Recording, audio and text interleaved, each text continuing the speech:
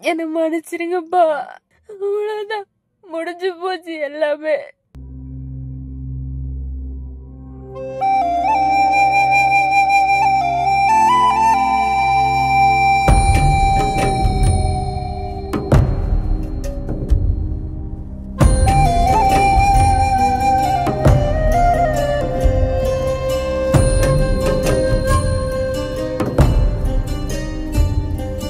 நெஞ்சுக்குள்ள வலிகள் 100,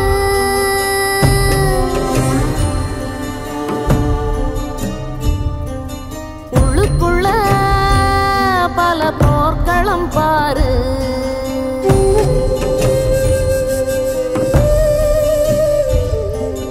திருப்பங்கள் அதை கொடுப்பது இங்கு யாரு?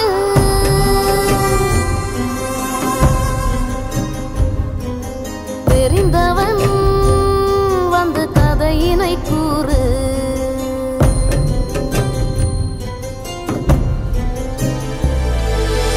எது இங்கே முடிவு, எது இங்கே விடிவு? கண்டவன் யாரென்று கூறு. நெஞ்சுக்குள்ள வலிகள் 100.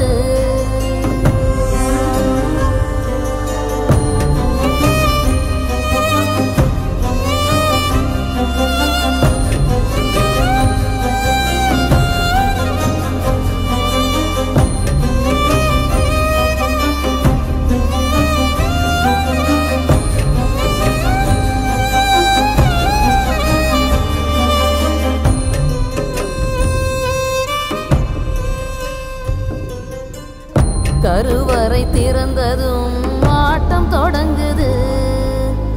கரை தொடும் நீரினில் ஆடி அடங்குது. அதுவரை வாழ்க்கையோ அலைந்து திரியுது. முகம் முடி மாட்டியே முகத்தை தொலைக்குது. வெந்நீரில் விழுந்துமே முல்லையது பூக்குமே. கண்ணீரில் விழுந்துமே கதைகளும் தொடருதே. அடி விழுவதும் நொடி எழுவதும் அனுபவம் அல்லவா?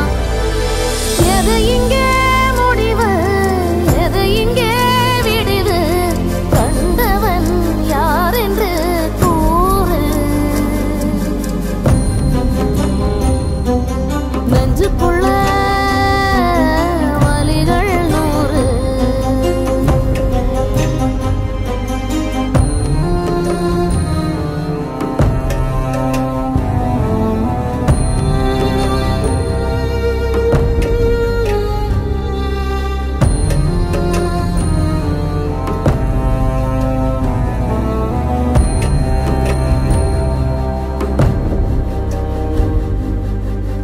கவலைகள் துளைத்திடும் இதயம் தானடா. கதை தரும் முடிவினை தேடி அலையுது. ஊசிகள் துளைத்திடும் துணிகள் தானடா. உடுத்திடும் ஆடையாய் உருவம் மாறுது. செந்தியை தாங்கியும் முகிலது பாடுமே. பேரழிவை தாண்டியும் பூமி இங்கு வாழுதே. அடி எடுப்பதும் அடி கொடுப்பதும் அவன் முடிவல்லவா? எது இங்கே முடிவு, எது இங்கே விடிவு? கண்டவன் யாரென்று கூறு. நெஞ்சுக்குள்ள வலிகள் 100.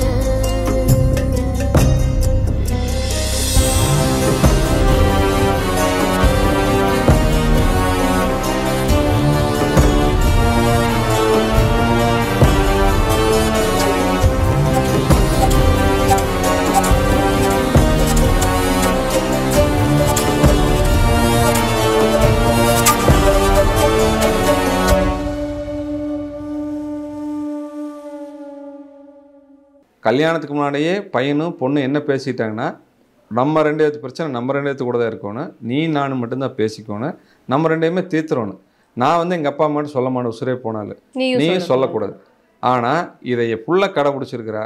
பையன் வந்து என்ன பண்ணிட்டானே எல்லாமே பேசியிருக்க அப்படிங்க, எல்லா மேட்டரையும் பேசியிருக்காரு. ஒரு ஐஸ்கிரீம் வாங்கி கொடுத்தா பிள்ளைக்கு போனேன், கூட்டிகிட்டு போனேன், ஐஸ்கிரீம் வாங்கி கொடுத்தேன், பூ ஒரு முளை வாங்கி கொடுத்தேன், இங்கே கூட்டிகிட்டு போனேன், எங்களை பார்த்தா இன்ன பண்ணு இன்ன பேசுனேன். ஒரு அப்பா அம்மாக்கிட்ட நீ சேஃப்டியாக போயிட்டு சேஃப்டியை வந்தியா, அதானே தேவை. இங்கே வந்தாலும் அப்படித்தான். அதான் இன்னைக்கு ரிதனியை வந்து இவங்ககிட்ட க்ளோஸாக பழகிற மாதிரி. அதான் இன்னைக்கு இப்போ ரித்துக்குட்டி ஐஸ்கிரீம் கேட்டாளுங்க, ஐஸ்கிரீம் வாங்கி கொடுத்து, இது எனக்கு என்ன, நீ பொண்டாட்டிக்கு நீ வாங்கி கொடுக்குற, அவளை சந்தோஷம் வச்சுக்கிறதுக்கு முயற்சி பண்ற, இதை வந்து எங்ககிட்ட எக்ஸ்போஸ் பண்ண வேண்டிய அவசியமே இல்லை. அப்ப என்னன்னா இதெல்லாம் நான் பாத்துக்கிறேன், நல்லா பாத்துக்கிறேங்கிற மாதிரி அதை அந்த கோப் எங்களுக்கு கொடுத்துட்டு இருக்கா. அப்படி நல்லா பாத்துக்குவேன், நல்லா பார்த்துட்டு இருக்கிறேன் இப்படிங்கிற மாதிரி எல்லாம் ஆக்ஷன் பண்ணிட்டு இருந்திருக்கா. அப்படி இதையெல்லாம் நாங்கள் நம்பிட்டோம். அதுதான வழிய பிள்ளைய வந்து கண்டிப்பாக வந்து நாங்கள் இழக்கிறதுக்கு இத்தனை வருஷம் காப்பாற்றின பிள்ளைய அப்பா அப்பான்னு கதற பிள்ளைய விடணுங்க. நான் அந்த பிள்ளையனுடைய வலி எவ்வளோ வலி இருந்திருக்கு அந்த விஷயத்த பேசுறதுக்கு சாகறதுக்கு முன்னாடி. அப்படி நாங்கள் அந்த பொண்ணை இறக்குறதுக்கு விடுவோமா? எந்த தாய் தகப்பனும் அந்த புள்ள வாழ்க்கை நல்லா இருக்கணும், அந்த பையன் வாழ்க்கையும் நல்லா இருக்கணும். சும்மா நாங்க 30 நாள்ல புள்ளை கூட்டிட்டு எந்த டைம் கொடுப்பேன். அதான் 3 மாசம் சொல்லிட்டு ஃபர்ஸ்ட் அவ வந்து என்னன்னு கேட்டீங்கன்னா, அவளோட ஆசையே வந்து ஒரு மிகப்பெரிய லட்சியம். அவளுக்குள்ள நிறைய மக்களுக்கு சேவை பண்ணணும். நான் வந்து ஃபர்ஸ்ட் டாக்டர் ஆகும்னு ஆசைப்பட்டாளுங்க. அது வந்து அந்த சுச்சுவேஷன் எனக்கு ஹார்ட் அட்டாக் வந்து ஹாஸ்பிட்டல் அட்மிட் பண்ணதுனால அதனால அந்த ஸ்டேஜ் அவ தாண்டிட்டா. அதனால வந்து அந்த போயிடுச்சு. இருந்தாலும் அவள் வந்து சும்மாலாம் இருக்க முடியும். ஒன்றும் இல்லை, இப்போ வெளியில் இருக்கிற செடியை பூரா நீங்கள் ஃபோட்டோ எடுத்திங்கன்னு தெரியுங்க. சாதாரணமாக வேஸ்ட்டாக போடுற குப்பை தொட்டியில் போடுற கேனு, வாட்டர் கேனு, அந்த கேனை கட் பண்ணி மட்டும் கொடுங்கன்ட்டுங்க. அந்த கட் பண்ண கேனுக்கு பூரா சும்மா அப்படியே எல்லாரும் தொட்டிக்குள்ளே வைப்பாங்க. அவள் வந்து அது பெயிண்டிங் பண்ணி ஒவ்வொரு பாட்லையும் பார்த்தீங்கன்னா ஒவ்வொரு ஆர்ட் பண்ணியிருப்பாள். அது எல்லாமே அவள் ஆர்ட் பண்ணதானே. ஆமாம், சும்மா வந்து ஒரு அவளுடைய டேலண்ட்டு நீங்கள் யோசிச்சு பார்த்தீங்கன்னா நிறையா டேலண்ட் இருக்குது. காலேஜ் முடிச்சு அதுக்கப்புறம் ஒரு வருஷம் கல்யாணம் ஃபிக்ஸ் ஆகி கல்யாணம் முடிக்கிறதுக்கு முந்தின நாள் வரைக்கும் எங்கிட்ட எந்த ஒளிமுறை இல்லாத பேசின புள்ள கல்யாணத்துக்கு அப்புறம் ஒரு வாய் கூட சொல்லு திறக்கலிங்க, எந்தையுமே எங்கிட்ட சொல்ல. ஏன்னா அப்பா வந்து எமோஷனல் பேருவே, நம்ம அங்கே நடக்கிற தப்பு கேட்டால் உடனே ஃபோனை பண்ணி பேசிடுவார், இல்லை நேராக வண்டி எடுத்து வந்துடுவார். அங்கே வந்து பிரச்சனை ஆகிடுது. அப்படி பிரச்சனை ஆயிடுச்சுன்னா நம்ம வந்து இந்த குடும்பத்தில் வாழ்ந்தாகணும். இப்போவே இவங்க இந்த பிரச்சனைகள்லாம் பண்ணுறாங்க, நாளைக்கு வந்து அப்பா வந்து சத்தம் போட்டு போனதுக்கப்புறமும் நம்ம இன்னும் எச்சாத்தான் பிரச்சனை பெருசாகு. அதே வீட்டில் நம்ம எப்படி மடி வந்து பேச காமிச்சிட்டு அந்த குடும்பத்தில் வாழ்கிறது. நாங்கள்லாம் உட்காந்து சாப்பிட்ருக்கோம், மாப்பிள்ளையுமே ஒன்று வராங்க, வாங்க சாப்பிட்லாம் அப்படின்னே மாப்பிள்ளை வந்து பக்கத்துலேயே உட்காந்துட்டார், உட்காந்து பிளேட் வச்சு உட்காந்துட்டாரு. எங்கள் கூட நாங்கள் சொல்கிறேன், மாப்பிள்ளை நீங்கள் மேலே உட்காந்து சாப்பிடுங்க, நாங்கள் கீழே உட்காந்து சாப்பிட்டு பழக்கமாயிடுச்சு, நீங்கள் மேலே உட்காந்து சாப்பிடுங்க அப்படிங்கிற. இல்லைம்மா ஒன்றும் பிரச்சனை இல்லைங்க, கீழே உட்காந்து சாப்பிட்றாரு. வீட்டில் டக்குன்னு நினைச்சு போய் கையை கழுவிட்டு வந்து பரிமாறுறாங்க. சாப்பிட்டு முடிச்சோன்னு என்ன பண்ணுறாரு, அவராகவே எடுத்துகிட்டு போய் பிளேட்டை வந்து வைக்கிறார். வச்சுட்டு வந்து உட்காந்தாச்சுங்க. அப்புறம் பேசிட்டு சரிங்கம்மா நாங்கள் இப்போ ரித்துக்குட்டி இருக்குட்டுங்க, நான் ஏதாவது திருப்பூர் வரைக்கும் போகணும் அப்படின்னு சொல்லி கிளம்பி போயிட்டு குட்டின்னு தான் கூப்பிடுவாரு. வெளியெல்லாம் பார்க்கும்போது ரொம்ப அதெல்லாம் அப்போ ரித்துக்குட்டி இங்கே இருக்குட்டுங்க, நான் திருப்பூர் வரைக்கும் போயிட்டு வந்துட்டு சாயங்காலம் வந்துடுறேங்கம்மான்னு சொல்லிட்டு போகிறாருங்க.